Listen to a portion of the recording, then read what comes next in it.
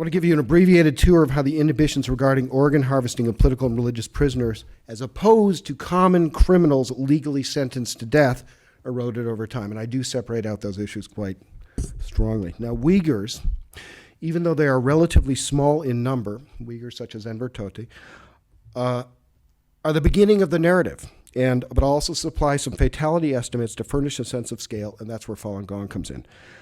However, I need to caution you that this investigation, similar to what David Matas was saying, starts off with certain practical limitations. There is no outside inquiry. There is highly confined field work. There's minimal media attention. There's scarce funding. Until quite recently, Amnesty International, an entity with very significant resources, did not actually have an internal research program on this issue and avoided all comment on it. Now, that's changing now. I'm very glad that it's changing. But for many years, a high level of skepticism was the starting point with any audience. And to be fair, that's also because of the kidney in the bathtub form in which the issue first surfaced. Ironically, the Chinese government, in spite of its official denials back in the summer of 2006, could be said to be a far less skeptical audience. Fresh off the confession, a kind of offhand confession in 2005 that organs were being harvested from ordinary death row prisoners, Beijing responded to the groundbreaking Kilgour Matas report in that summer by abruptly passing a law in July 2006 forbidding the sale of organs without the consent of the donor, while simultaneously denying that any harvesting of prisoners of conscience had taken place. Now, this elaborate dance of denial and tacit admittance continues into the recent Chinese leadership transition. That was what my PowerPoint was about, but it is actually quite dependent on some visual evidence, so I'm going to leave that. But I welcome a question on this point because it can be explained. Now, and possibly we'll come up with a password by then, too. So the party's affirmation that death row criminals were being harvested also hinted at an investigative road not taken. And indeed, Harry Wu's research, he was a dissident who moved to the States and became quite prominent, started the Lao Gai Research Foundation, had already produced evidence that the practice of organ harvesting of criminals began in the mid-1980s. By the mid-1990s, with China pioneering anti-tissue rejection drugs, mobile organ harvesting vans run by the military hospitals were routinely parked at the execution sites. Now, seen in this light, at $62,000 US for a fresh kidney, why would Chinese hospitals waste any body they could get their hands on? And rather than a final solution for Falun Gong, could the harvesting of political and religious prisoners have evolved opportunistically?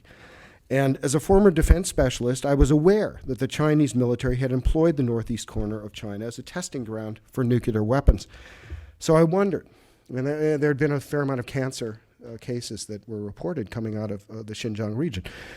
So I wondered, were Falun Gong really the first prisoners of conscience to be harvested? Well, several years ago, I interviewed a man in an Italian refugee camp. He is now being held in Switzerland. His name is Nijat. Nijat was the lone Uyghur in a special Chinese detachment of police based in Urumqi during the 1990s. Their mission was to handle Uyghur dissidents, so everyone in the unit was familiar with executions and with the organ harvesting vans that followed them around. I'm not going to use that right now, but thanks. It was 1994 when Nijat first heard the rumors of screaming coming from the vans in the execution sites. And these screams were supposedly described as coming from hell. In 1996, in a quiet night at the detention center, the unit's doctor explicitly confirmed to Nijat that Urumqi was being used as a testing ground for the live organ harvesting of prisoners. In 1995, Enver Tohti was ordered by his supervisor to remove organs from a living man at an execution ground.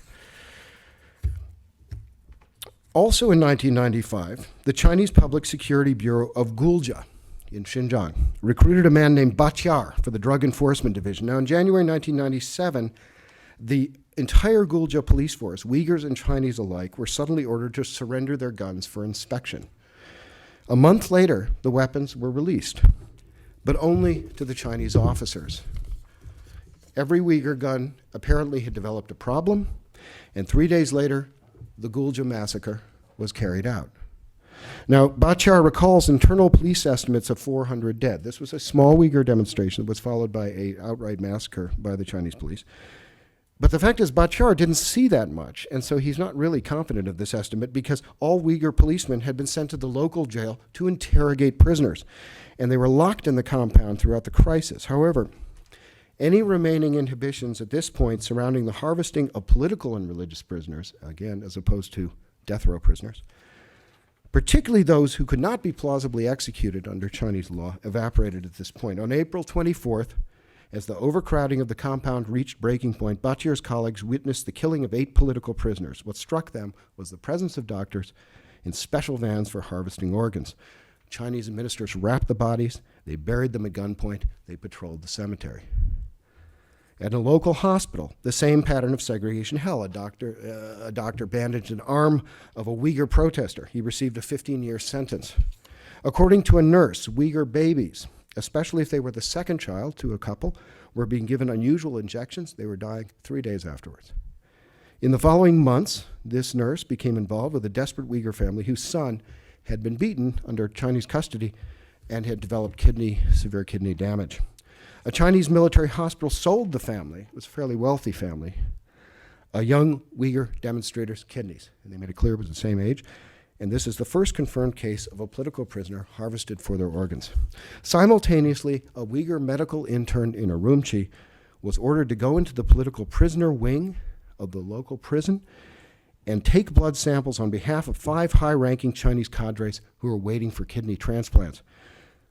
6 months later, the process was repeated on behalf of a fresh set of Chinese officials.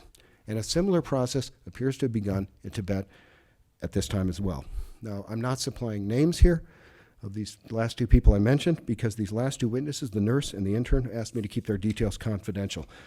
But I suspect that both of them would agree, rather courageously given that they have family back in China, to openly testify if this parliament called upon them to do so. Now, how many Uyghur political prisoners were harvested? Rumors suggest several thousand. I think it's prudent to assume lower fatalities than that. But I think the important point was that a new precedent was created, and I call it the Xinjiang procedure. Now, in early 1999, the intern stopped hearing about harvesting political prisoners. Perhaps it was over, he thought. Yet the Xinjiang procedure spread, and by the end of 1999, the Uyghur crackdown would be completely eclipsed by Chinese security's largest-scale action since the elimination of, since Mao, and that was the elimination of Falun Gong. Now, I've interviewed well over 100 Falun Gong refugees. That's the way this is my personal way of studying this, is to do a kind of a survey method, and along with medical and law enforcement personnel. And by my estimate, up to 3 million Falun Gong practitioners would pass through the Laogai or Chinese correctional system. Now, based on medical testing patterns, about 15 to 20%.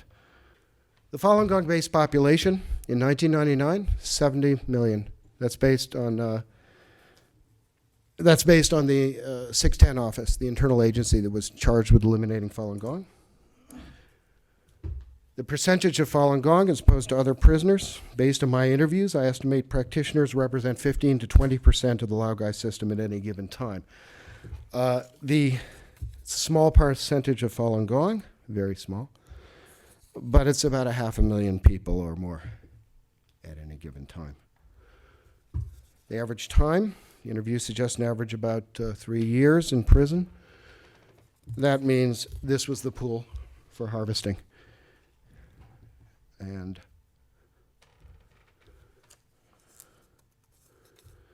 now this pool of percentage was examined.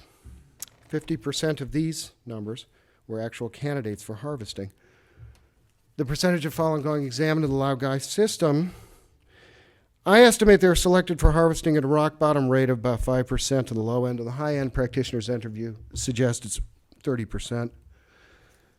And that produces this very jarring differential, about 10,000 harvested in the low estimate and about 120,000 in the high estimate. I don't believe either of those extremes. I believe that it's somewhere more like this, a best estimate of 65,000. Now, if you do the Kilgour Matas numbers and you kind of bring them up to date, they did them to 2005, you bring them up to the same time period as I'm looking at, you get 62,000 organs, Falun Gong organs. Now, that's apples and oranges. I'm counting bodies. They're counting they're counting organs. But nonetheless, I think it's fair to say we're collectively looking at fatalities above 50,000. With those numbers in mind, let's look at I'll conclude with the leadership transition. Now, this man is Wang Lijun. He's the former head of the Chongqing Public Security Bureau. And on the night of February 6th, he made a very bold, fateful break for the U.S. consulate in Chengdu. And he was in a unique position to reveal a series of damaging stories about his superior, Chongqing Party Secretary, Bo Xilai. Well, the Neil Haywood murder. You've all heard about the British expat because the Chinese press was allowed to cover that. So that's obviously somewhat important. Siphoning of Chongqing's public funds, shakedowns of local triads, surveillance of Politburo members, and maybe Bo was even thinking about seizing power with this man, Zhou Yongkang, Secretary of the all-powerful Political and Legislative Affairs Committee, which in fact is the equivalent of the FBI, the CIA, the Justice Department all rolled into one. All these players were aligned with Jiang Zemin and his faction, and Jiang is the supreme architect of the repression of Falun Gong. Now let's look at the actual sequence of events. After Wang Lijun makes it to the U.S. consulate, Bo Xilai traces the cell phone that Wang Lijun brings with him. He surrounds the consulate with police cars, and he even attempts to mobilize armored fighting vehicles to surround the consulate as a further demonstration of his power. Well, a month later, Bo is fired, but it's hardly over.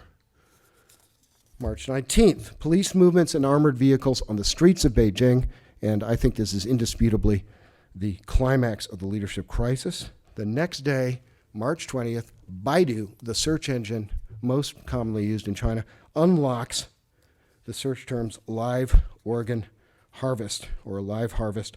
And for 24 hours, you could read Kilgour Matas, you could read Epoch Times, you could read my stuff. It is absolutely unprecedented. March 23rd, 3 days later, China's Vice Minister of Health, Wang Jiefu, publicly declares the country's intention to end organ donations from executed prisoners. And when I say publicly, I mean it appeared in everybody's papers, including Scottish papers. It was front page news. The Chinese made it that way. Now, there was no word about prisoners of conscience in this, of course. But the most important, there was no reference to the question, why now? Why exactly now? And this is why now. Because that is Wang Lijun, dressed up like a surgeon. And the picture was taken in Liaoning province when Bo Xilai was governor. And Wang ran the Jinzhou City Public Security Bureau on-site psychological research center, and is here, according to an official Chinese account of a medical innovation ceremony, award ceremony in 2006, that Wang oversaw several thousand intensive on-site cases of organ transplantation. Now, Wang was a hands-on manager, as you can see. It's him holding the patient's head. Were the operations performed while the patients were still alive? Yes, they were, although Wang preferred a lethal injection method to finish them off. Were the operations performed exclusively on death row prisoners, murderers, rapists, and so forth?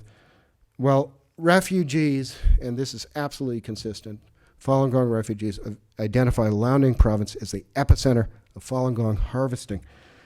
And the fact is, Bo and Wang built their political reputations on the repression of Falun Gong, as did Zhou Yongkang, and as did Jiang Zemin.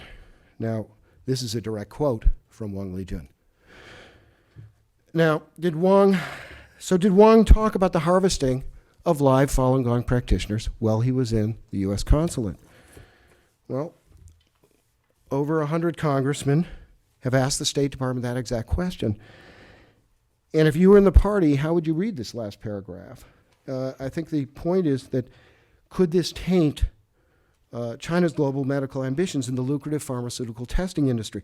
Could the party's historic crime have upended the leadership transition? So let's look at this sequence of events one last time. All the elements to bury the issue are actually in place here. You have a truncated game of chicken between factions played out with armored vehicles and on the internet.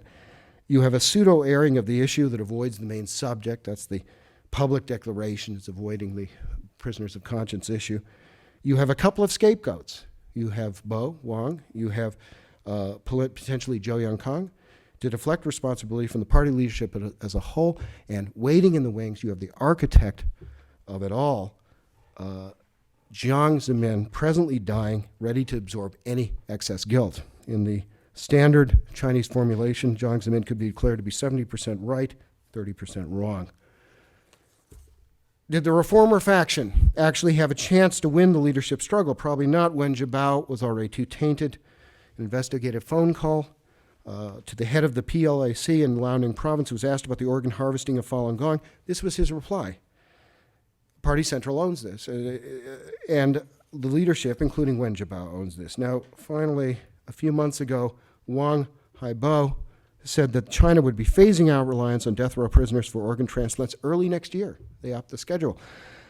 And Wang wants us to accept that China can leapfrog into an ethical transplant system purely through bureaucratic will, as if Chinese organ harvesting could be written off as a vestigial case of Chinese underdevelopment and nagging feudalism. But the fact is, Wang has no authority whatsoever over the military hospitals.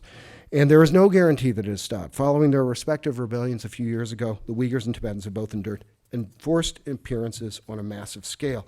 So my policy recommendation is simple enough. Down in Australia, the local legislature of New South Wales is currently discussing criminalizing organ tourism, i.e., if you go to China and receive an organ and you come back, you will go to jail.